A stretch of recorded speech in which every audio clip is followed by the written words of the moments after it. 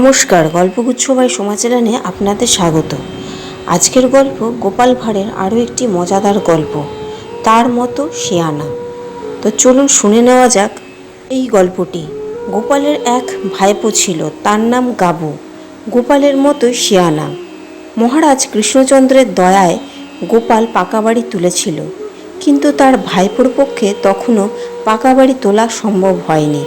কুড়ে ঘরেই সে বাস করত। গোপাল একদিন ছাদে দাঁড়িয়ে মনের সুখে গড়গড়া টানতে টানতে তার ভাইপোকে ডাক দিয়ে বললে, ওরে গাবু, এই অসময় বাড়ির ভেতরে বসে কি করছিস রে? গোপালের ভাইপো বাড়ির ভেতরেই ছিল।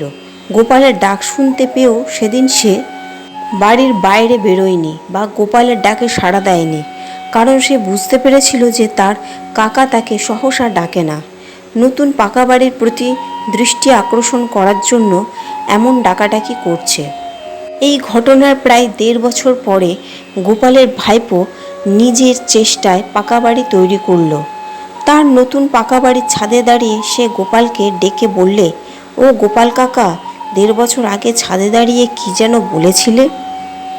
গোপাল সেদিন বুঝতে পারল যে তার ভাইপোটি বোকা নয়, তার মতোই শেয়ানা, নইলে 1.5 বছর পরে কেউ আবার সাড়া দেয়। এভাবে গাবু প্রমাণ করল যে সে গোপালের ভাইপো হয়েই গোপালের মতোই তীক্ষ্ণ বুদ্ধির অধিকারী। 1.5 বছর আগে কাকার ছাদ থেকে করা ঠাট্টার সঠিক জবাব দিল সে একদম সময় বুঝে। গোপালও বুঝে গেল শুধু নিজের বুদ্ধিতেই নয়, এখন থেকে ভাইপোকেও সমান গুরুত্ব দিতে হবে, কারণ বুদ্ধির খেলা যারা বোঝে তারা সময় হলেও ঠিক জবাব দিতে জানে। গোপাল ভাঁড়ের এই গল্পটি যদি ভালো লেগে থাকে তো এটি লাইক ও সাবস্ক্রাইব করতে ভুলবেন না। ধন্যবাদ।